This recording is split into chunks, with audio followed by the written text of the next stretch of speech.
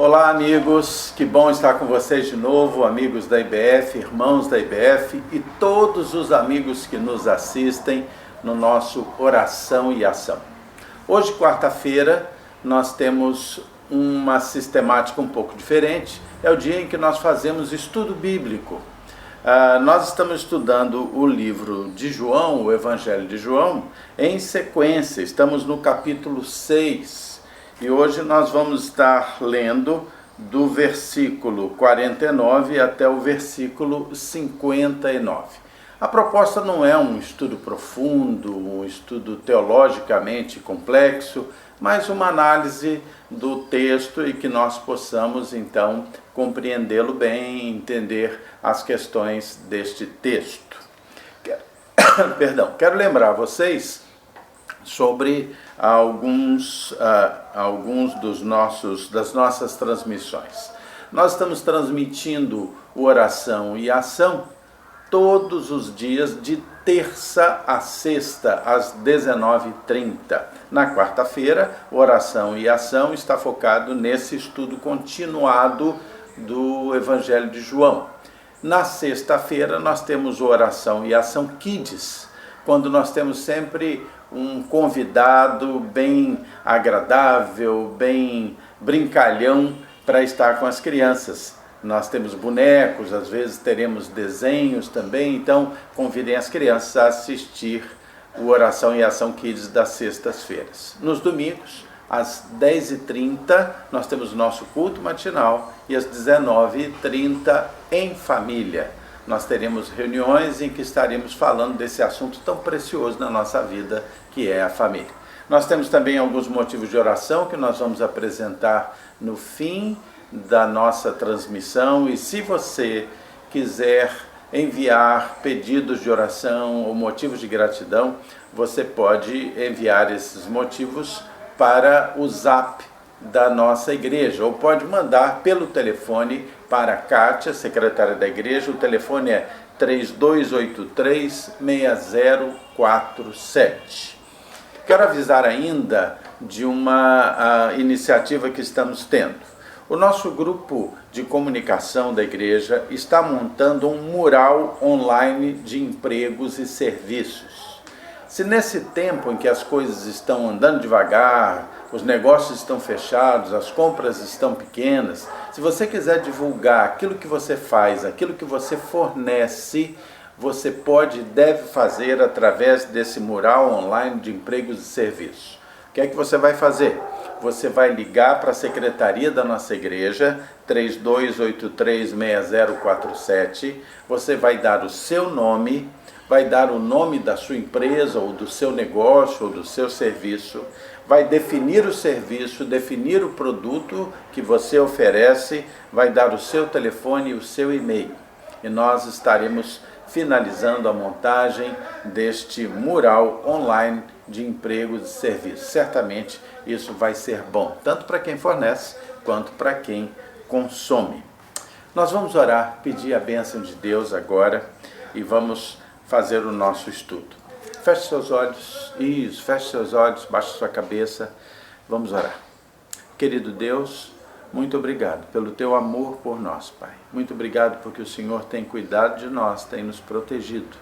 Eu quero suplicar, Senhor, que o Senhor abra a nossa mente, nos unja com teu Santo Espírito agora, tanto para ensinar quanto para ouvir e aprender sobre a tua palavra. Tudo isso eu te peço e te agradeço, em nome de Jesus. Amém. Vamos lá, vamos aí, abra sua Bíblia em João 6, abra a tela do seu smartphone em João 6, nós vamos estar lendo do versículo 49 ao versículo 59. Lembrar a situação que nós estamos vendo aqui nesse pano de fundo. Jesus havia multiplicado os pães às margens ali do mar da Galileia. Depois nós vimos Jesus atravessando o mar da Galileia, enquanto os discípulos enfrentavam uma tempestade. Jesus anda sobre as águas, Jesus entra no barco com eles e termina aquela travessia com eles.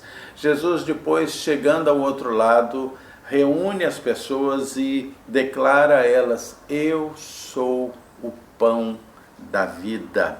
E agora Jesus vai dar explicações que parecem a eles muito difícil de entender, mas nós vamos agora ver um pouquinho disso. Então, João 6, 49 a 59. Começando pelo 48. Diz Jesus: eu sou o pão da vida. Os vossos pais comeram o maná no deserto e morreram. Este é o pão que desce dos céus, para que todo o que dele comer não pereça. Eu sou o pão vivo que desceu do céu. Se alguém dele comer, viverá eternamente. O pão que eu darei pela vida do mundo é a minha carne. Disputavam, pois, os judeus entre si, dizendo: como pode este dar-nos a comer a sua própria carne? Respondeu-lhe Jesus: em verdade vos digo, se não comerdes a carne do Filho do Homem e não beberdes o seu sangue, não tendes a vida em vós mesmos. Quem comer a minha carne e beber o meu sangue tem a vida eterna, e eu o ressuscitarei no último dia. Pois a minha carne é verdadeira comida, e o meu sangue é verdadeira bebida. Quem comer a minha carne e beber o meu sangue permanece em mim, e eu nele. Assim como o Pai que vive me enviou, e igualmente eu vivo pelo Pai. Também quem de mim se alimenta, por mim viverá. Este é o pão que desceu do céu, em nada semelhante àquele que os vossos pais comeram e contudo morreram. Quem comer este pão viverá eternamente. Estas coisas disse Jesus quando ensinava na sinagoga de Cafarnaum. Muito bem, aí está Jesus e vamos versículo a versículo, pensando juntos. Primeiro Jesus diz assim: vossos pais comeram o maná no deserto e morreram. Vocês se lembram muito bem do episódio da travessia do deserto, da soltura do Egito até que chegassem a Canaã, a terra prometida, uma caminhada de um grande povo por cerca de 40 anos. Nesse tempo, nessa travessia, era uma região desértica, em muitas situações havia carências muito grandes, necessidades, e Deus providenciou aquilo que foi chamado de um maná, um alimento que caía dos céus, comparado a pão. Era algo assim fabuloso, fantástico, e caía a porção que fosse necessária para aquele dia. Havia uma orientação para que eles pegassem apenas o que servisse para aquele dia, porque no dia seguinte cairia de novo a provisão de Deus, aconteceria novamente. Muito bem, nós sabemos pelos textos bíblicos que aquele grande povo que saiu do Egito, muitos imaginam aí, calculam alguma coisa em torno de 1.800.000 pessoas, mais as suas criações. Era realmente um povo muito grande, mas toda aquela geração morreu no deserto, exceto Josué e Caleb, 2 homens que eram líderes ali. Muito bem, mas aí o Senhor explica para eles aqui: olha, os vossos pais comeram o maná, os vossos pais experimentaram aquela provisão, mas o texto diz: no deserto eles morreram. Ou seja, aquele pão, aquela provisão era física, servia para sustentá-los fisicamente, mas era temporário, aquele milagre era temporário, de ação temporária. Eles morreram, não teve jeito, morreram do mesmo jeito, e o milagre perdeu-se. E agora Jesus vai dizer assim: este é o pão que desce do céu. Como o maná desceu do céu, agora desce o pão do céu espiritual, para que todo o que nele ou que dele comer não pereça. Jesus está estabelecendo a diferença entre o maná, pão físico, milagroso, e o pão da vida, Jesus milagroso. O maná podia sustentar fisicamente e temporariamente também, Mas o pão do céu, que é Jesus, sustenta da vida eternamente, completamente diferente. Comparando ali vida física com vida eterna, espiritual e eterna. Jesus é o pão que alimenta eternamente. A mente daqueles homens estava ali funcionando, conflitada, porque eles atribuíam a Moisés um valor, talvez até desmedido, dentro da sua tradição, mas Jesus está explicando muito claramente, olha, tudo aquilo que aconteceu, embora com a influência de milagres, aconteceu no campo físico de vocês, mas agora chegou o Messias, chegou o pão do céu, que garante vida eterna, alimenta para a vida eterna. Versículo 51, ele vai definindo: eu sou o pão vivo que desceu do céu. Se alguém dele comer, viverá eternamente, e o pão que eu darei pela vida do mundo é a minha carne. Jesus começa a colocar para eles, começa a explicar a eles, a lhes dar a compreensão do sacrifício, como se diz, vicário, ou o sacrifício no lugar deles. E é interessante que essa frase, ela vai extrapolar os limites do povo do Velho Testamento, porque ele vai dizer aqui, olha, desceu do céu, e se alguém comer, viverá eternamente, o pão que eu darei pela vida do mundo. Não mais restrito ao povo do Velho Testamento, ao povo judeu, e isso era também revolucionário na mente deles. Eu quero convidar você, que está com a sua Bíblia na mão, com o seu Smart em João, volte um pouquinho para João 1,14 e também João 1,29. João 1,14 e João 1,29, dois conceitos que vão estar dando sustentação a isso que nós lemos até aqui. Primeiro, João 1,14 diz assim: e o verbo, se referindo a Jesus, se fez carne e habitou entre nós, cheio de graça e de verdade. Vimos a sua glória, glória como do unigênito do Pai. O verbo se fez carne. Voltando à questão da carne, quando Jesus diz, olha, a minha carne, o sacrifício da minha carne é que vai salvar o mundo. Agora, no versículo 29 do capítulo 1 de João, você vai encontrar o seguinte: no dia seguinte, viu João a Jesus que vinha para ele e disse, eis o Cordeiro do mundo, ou o Cordeiro de Deus, que tira o pecado do mundo. Perdão, eis o Cordeiro de Deus que tira o pecado do mundo.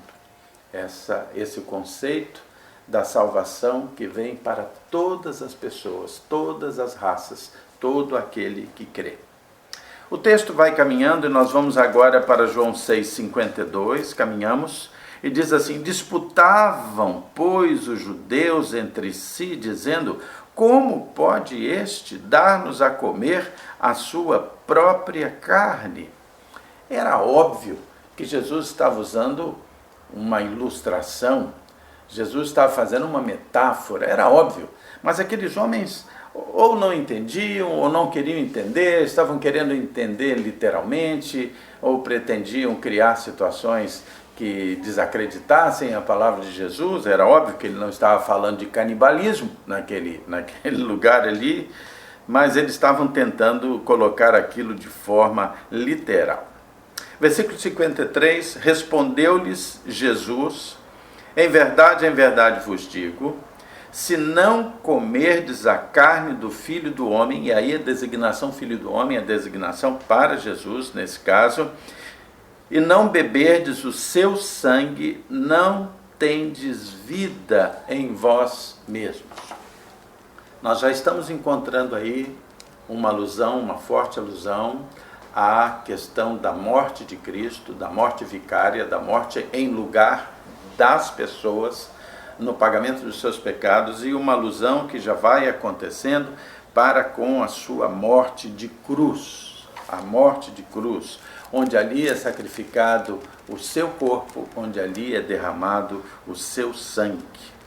Vamos dar uma olhadinha em João 14,6, avança um pouquinho. João 14,6 vai trazer um pouco de luz a esse versículo.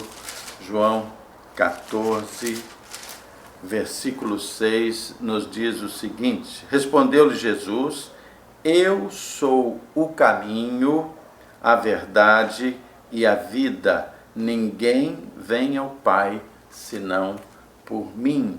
O versículo que nós vimos ali, o versículo 53, deixa claro que se não houvesse aquela união com a carne do Cristo e com o seu sangue, não tendes vida em vós mesmos. Só se chega ao Pai através de Cristo. 54, vai dizer o seguinte, voltando para João 6, agora versículo 54. Quem comer a minha carne e beber o meu sangue tem a vida eterna, e eu o ressuscitarei no último dia. Vamos ler o 55 também. Pois a minha carne é verdadeira comida e o meu sangue é verdadeira bebida. A gente fica pensando que como isso foi chocante ali para aquele povo que estava ouvindo, para aqueles judeus, porque dentro da cultura judaica, e muito fortemente naquele tempo, mas dentro da cultura judaica, não se toma, não se bebe, não se come o sangue de animais. Não se come sequer a carne se essa carne não tiver sido toda drenada do sangue dos animais. Ali havia um conflito muito sério com a lei de Moisés, a lei daquilo que eles vinham praticando até ali. Então, Jesus está agora num processo de quebra dos paradigmas da lei. São paradigmas muito fortes para aquele povo. Estão se quebrando paradigmas. Jesus está mexendo com valores extremamente tradicionais para trazer uma nova ordem, trazer uma nova visão da salvação.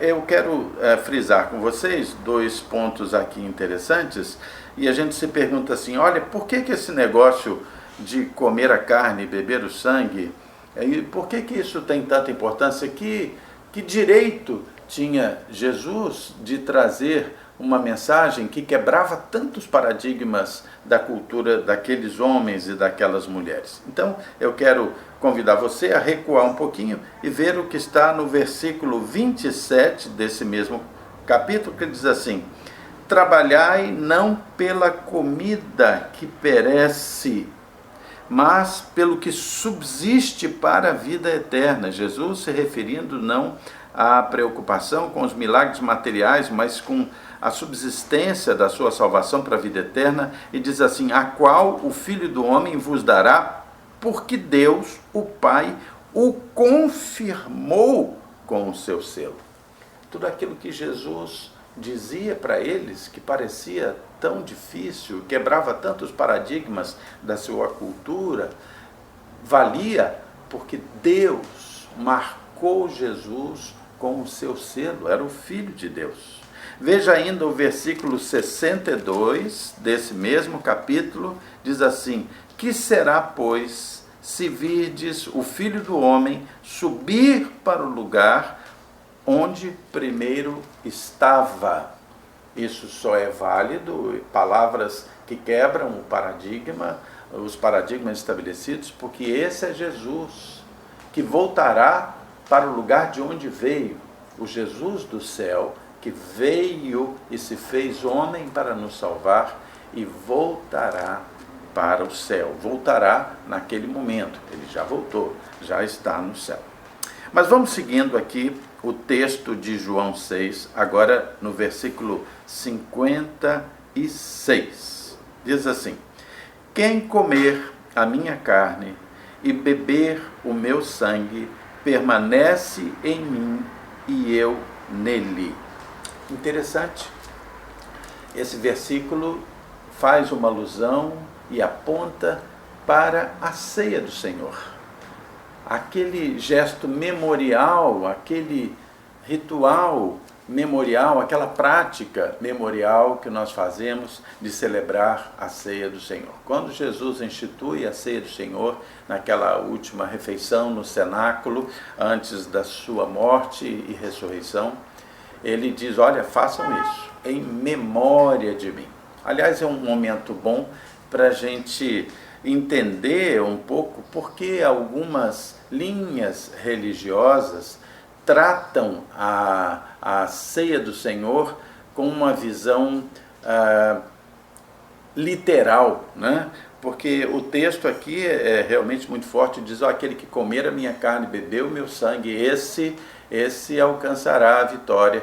Então, há 3 visões, vocês sabem disso, talvez alguns não saibam, então 3 visões sobre a celebração da ceia do Senhor. Há uma visão que é a visão chamada de transubstanciação. São determinados segmentos que entendem que quando se celebra a ceia do Senhor, se come o pão representando a carne, se toma o vinho ou o suco de uva representando o sangue de Cristo. A visão da transubstanciação entende que aquele pão se torna carne de Cristo e que aquele vinho se torna sangue de Cristo. Existe uma outra visão, que é a visão da consubstanciação, que entende que o pão ali tomado, ele se une à carne de Cristo e que o vinho se une ao sangue de Cristo como se tornassem uma só substância.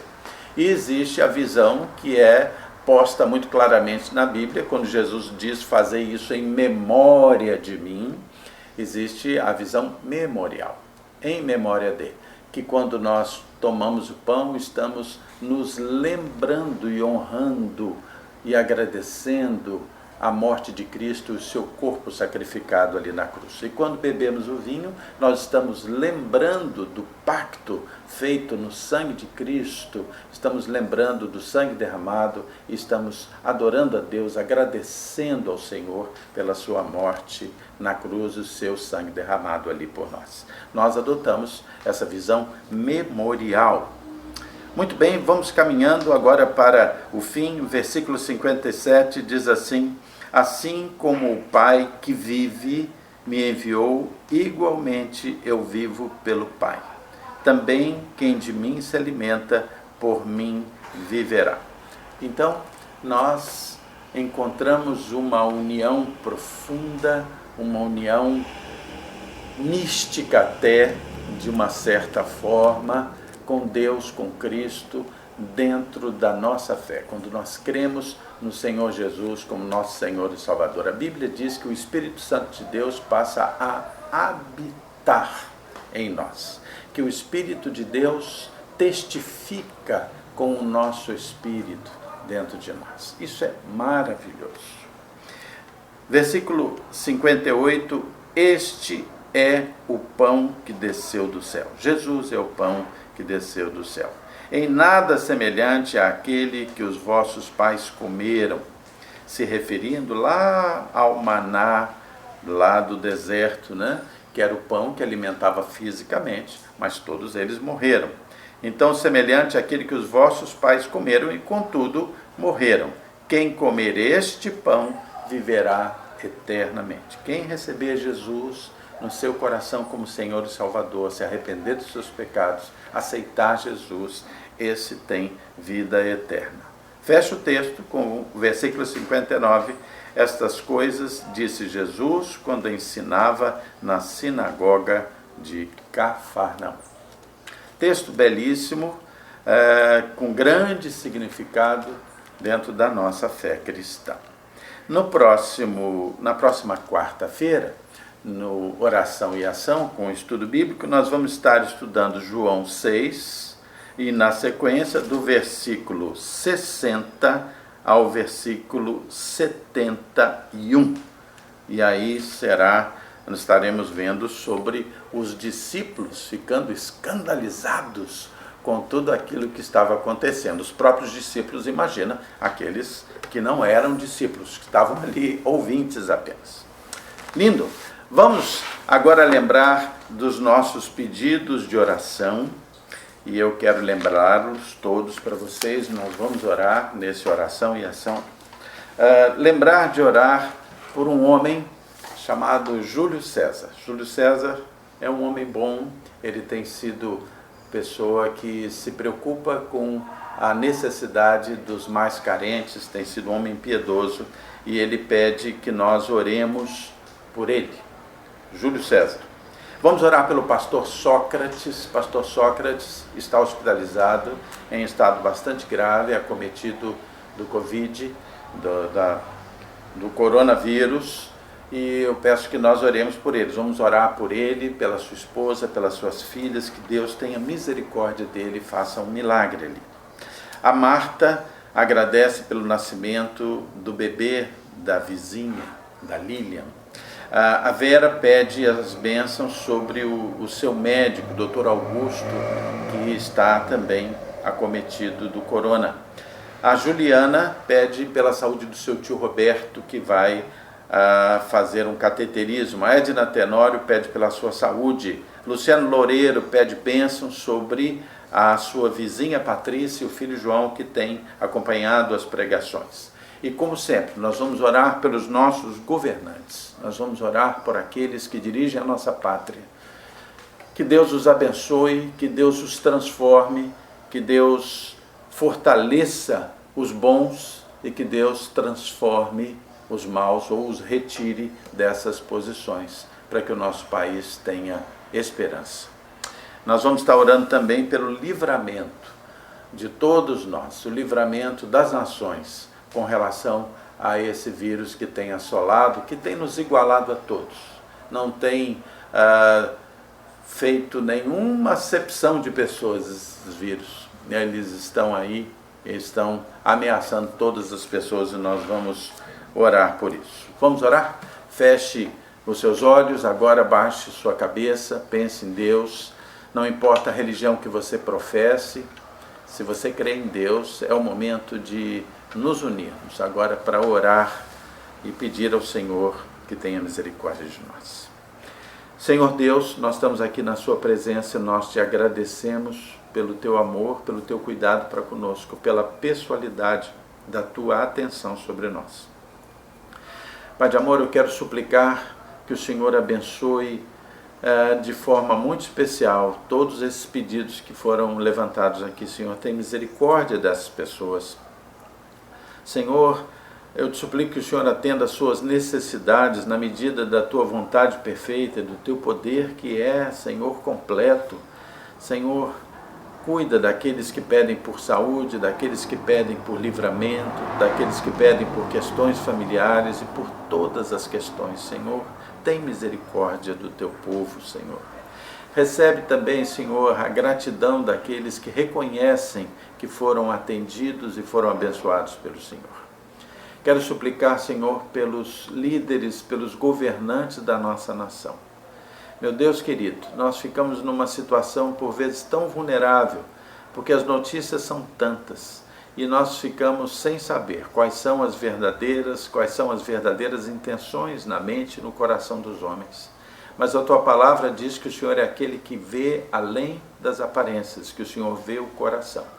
E dentro, Senhor, desse viés de ver o coração, eu te suplico que o Senhor julgue de forma justa e fale à mente e ao coração desses homens. Senhor, fortalece os bons. Senhor, retira os maus, eu te suplico.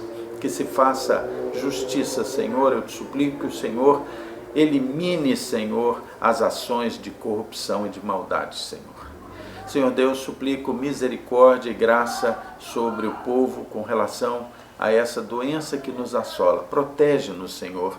Peço proteção para mim, para minha família, para todas essas famílias daqueles que estão acompanhando essa oração, que estão nos vendo agora, Senhor. Tem misericórdia, mas tem misericórdia sobre as nações também, sobre a Itália, sobre a França, sobre a Espanha, sobre os Estados Unidos e sobre todas as demais nações.